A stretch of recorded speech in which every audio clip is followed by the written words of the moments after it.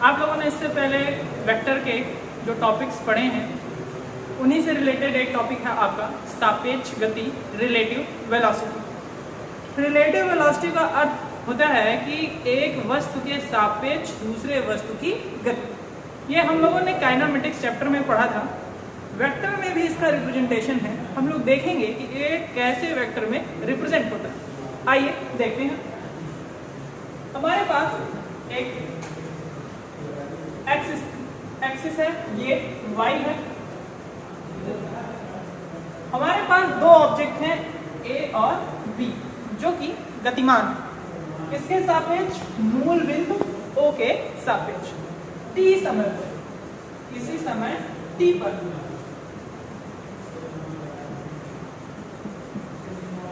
मूल बिंदु O के सापेक्ष वस्तु A की स्थिति vector OA that is equal to vector SAO तथा वस्तु B की स्थिति vector OB that is equal to vector SBO है।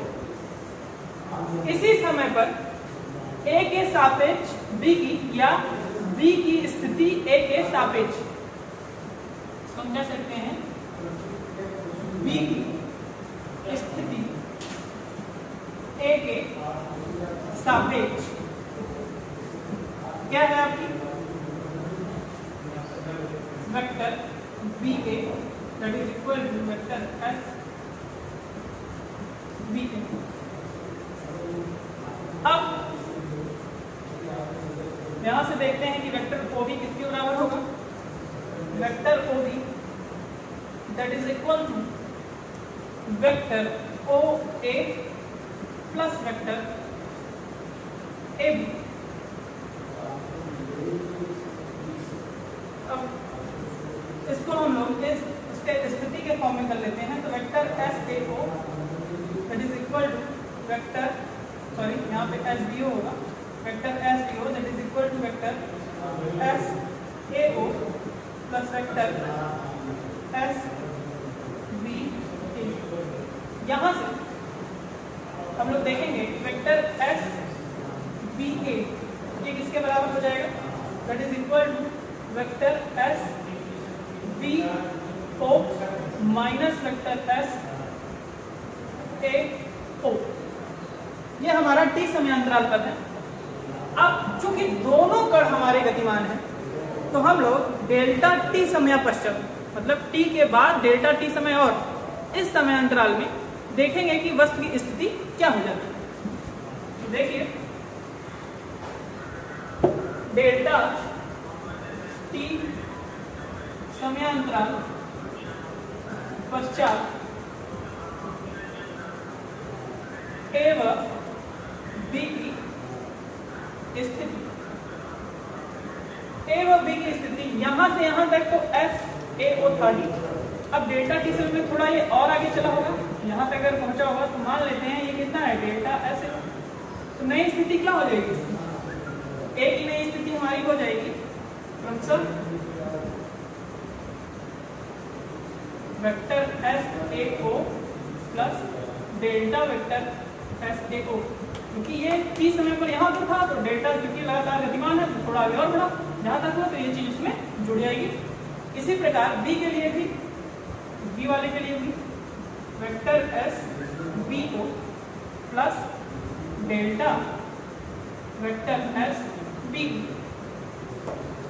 अब इस समय पे वस्तु B की A के सापेक्ष स्थिति क्या होगी, इसकी नई स्थिति क्या होगी SBA plus delta SBA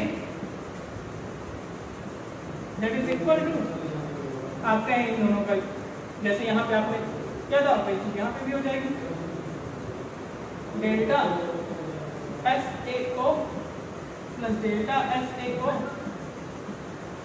minus delta SBO plus delta SBO vector SBO। ये हम मान लेते हैं क्वेश्चन नंबर फर्स्ट, ये मान लेते हैं इक्वेशन नंबर। इक्वेशन सेकंड में से इक्वेशन फर्स्ट को हम घटाते हैं। अब देखिए एस डी ए यहाँ है तो ये चीज माइनस हो जाएगी, तो बचेगा क्या? केवल delta S D, delta vector S V A that is equal to, यहाँ देखिए क्या घटेगा इसमें, एस ए ओ घट जाएगा, तो आपको क्या मिलेगा? डेल्टा, यहाँ पे मैंने थोड़ा सा उल्टा लिख दिया बेटा, ये आप लोगों का एस बी ओ पॉजिटिव होगा और ये नेगेटिव होगा। आपका क्या बचेगा? यहाँ से देखिए एस बी ओ है, एस बी ओ अगर घटेगा तो डेल्टा एस बी ओ बचेगा minus delta S A O vector के टर्म में। ये चूंकि स्थिति वेग क्या होता है? विस्थापन बटा समय, तो ये विस्थापन सदिश है, इसी में हम टाइम का डिवाइड कर देते हैं बाय डेल्टा टी, क्योंकि ये चीज डेल्टा टी टाइम में की गई है। ये हो जाएगा आपका वेग vector V V A that is equal to vector V O minus vector V. अब यहाँ पर आपका वेक्टर वी ए क्या है? बी का ए के सापेक्ष वेग, बी ओ क्या है? बी का मूल बिंदु के सापेक्ष वेग, और बी ए ओ, ये आपका ए ओ होगा, ये आपका क्या है? मूल बिंदु के सापेक्ष ए का वेग। अगर हम लोग दोनों ही वेग मूल बिंदु के सापेक्ष है तो इसको इस तरह से लिख सकते हैं, vector B V A that is equal to vector B minus vector A. ये आपका वेक्टर के टर्म में सापेक्ष गति का सूत्र है। आगे हम लोग इसका अनुप्रयोग पढ़ेंगे, इसके दो अनुप्रयोग हैं। चलिए बेटा अब हम लोग सापेक्ष गति का पहला अनुप्रयोग देखेंगे। इसका पहला अनुप्रयोग है वर्षा एवं व्यक्ति। वर्षा एवं व्यक्ति, मैन कर लेते हैं, रेन एंड मैन। देखिए जब भी बारिश होती है तो हमको लगता है कि बारिश की बूंदें किसी कोण पर गिर रही, सीधी नहीं गिर रही, जबकि वास्तव में वो सीधे गिरती है, लेकिन हमें प्रतीत क्या होता है कि वो किसी कोण पर गिर रही। यहाँ पर देखिए आपके सामने फिगर है, ये हमारी रेन है जो कि ऐसे सीधे गिर रही है, जिसके वेलोसिटी वेक्टर वी आर है, जो किसके बराबर है? वेक्टर वी आर ई।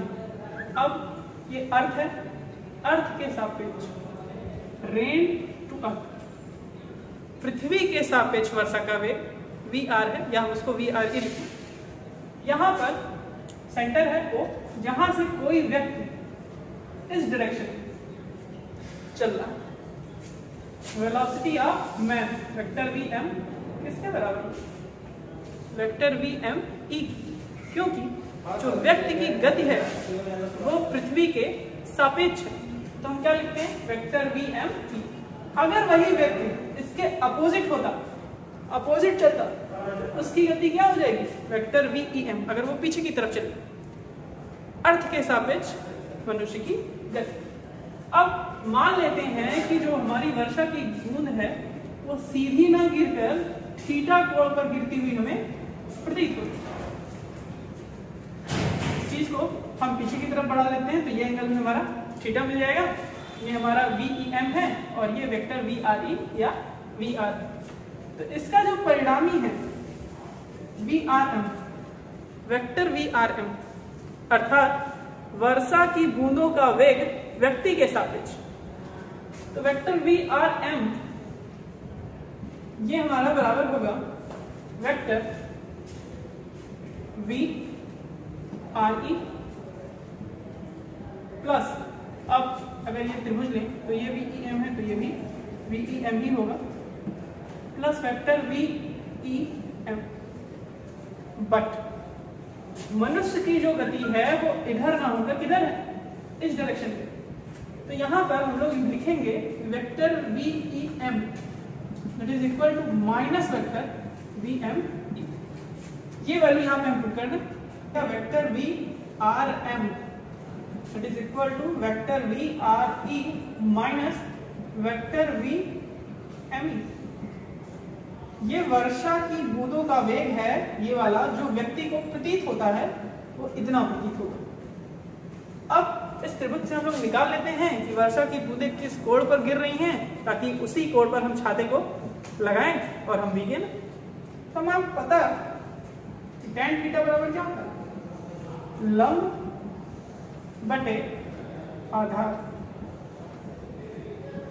ये त्रिभुज लें, देखिए लंब इसमें क्या है, कोई समकोण त्रिभुज हम लोग जानते हैं, हमको पता है कि थीटा के सामने की जो भुजा होती है वो लंब होती है।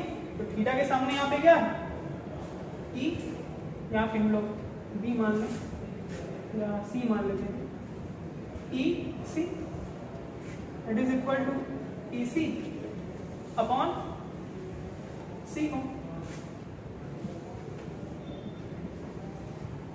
अब EC क्या है, EC देखते हैं क्या है, वेलोसिटी ऑफ मैन, हम लिख सकते हैं Vm अपॉन ये क्या है Vr, Vm upon Vr, tan theta equals to Vm upon Vr, या theta equals to tan inverse Vm upon Vr।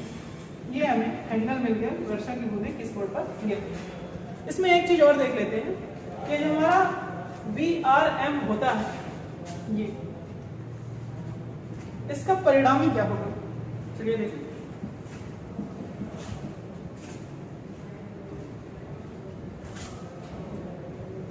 देखिए वेक्टर Vrm, इसका जो रिजल्टेंट होता है, किसी भी वेक्टर का रिजल्टेंट अगर हम लोग निकालते हैं तो under root A square plus B square, under root हो गया। अब इसका ए स्क्वायर क्या है Vm में, Vm तो इधर क्या है, तो इधर का क्या होगा माइनस Vm, तो माइनस Vm का स्क्वायर प्लस दूसरे कंपोनेंट क्या है Vr, Vr का स्क्वायर, वेक्टर Vrm का जो परिणामी होगा under root Vm square plus Vr, ये इसका रिजल्टेंट। अब हम लोग अगले अनुप्रयोग पर चलेंगे कि नदी को पार करते समय लगा न्यूनतम समय और नदी को पार करने में तय की गई न्यूनतम दूरी पर। देखिए बेटा, अब हम लोग दूसरा अनुप्रयोग पढ़ेंगे जो है कि नदी के लिए। तो इसमें दो चीजें हम लोग जानेंगे कि नदी को पार करने में कितना न्यूनतम समय लगेगा और नदी को पार करने के लिए व्यक्ति को कितनी न्यूनतम दूरी तय करनी पड़ेगी। तो सबसे पहले हम लोग जानेंगे कि नदी को पार करने में लगा न्यूनतम समय क्या है। ये हमारी नदी है, ये देखिए, जिसका बहाव इस तरह का और नदी की चौड़ाई हमारी कितनी है d। कोई व्यक्ति है जो बिंदु O पर खड़ा है और उसे नदी के दूसरी ओर बिंदु B पर पहुंचना है। यहां से यहां पहुंचने के लिए व्यक्ति v वेग से नदी में तैरना शुरू करता है और वेलोसिटी ऑफ वाटर आपकी vw, नदी के जल का। अब इसको पार करने में लगा न्यूनतम समय ज्ञात करने के लिए हम लोग वेग को उसके दो घटकों में वियोजित कर लेंगे, एक क्षैतिज घटक v cos थीटा, दूसरा ऊर्ध्वाधर घटक v sin थीटा। तो अब देखिए व्यक्ति इधर से इधर जा रहा है तो वेग का कौन सा घटक कारक है v cos थीटा। तो उसको तय करने में लगा न्यूनतम समय क्या होगा, समय बराबर क्या होता है दूरी बटे 4, तो लगा समय t, दूरी को कितनी तय करेगा t, किस चाल से v cos। उस व्यक्ति को न्यूनतम समय में नदी पार करने में जो समय लगेगा वो d upon v cos theta लगेगा। तो चलो ठीक है, हाँ चलिए देखिए, तय की गई न्यूनतम दूरी के लिए, न्यूनतम दूरी तय करने के लिए बिंदु O से बिंदु B पर पहुंचने के लिए कंडीशन होती है कि वेलोसिटी ऑफ वाटर तथा जो तैराक की वेलोसिटी है v, दोनों का जो परिणामी हो वो OB के, ये जो OB है उसके अनुदिश। इस कंडीशन के लिए OB equals to under root velocity of water square minus velocity of तैराक का स्क्वायर। अब ये किस कोण पर तैर रहा है, तो theta equals to sine inverse, sine theta बराबर क्या होता है लंब बटे कर्ण। थीटा के सामने की भुजा लंब है, तो W बटा V, इसलिए उसको तय करने में लगा समय क्या होगा, समय बराबर दूरी बटे चाल। तो दूरी इसकी d और चाल ये परिणामी चाल के बराबर under root VW² minus V²। तो उसको न्यूनतम दूरी बराबर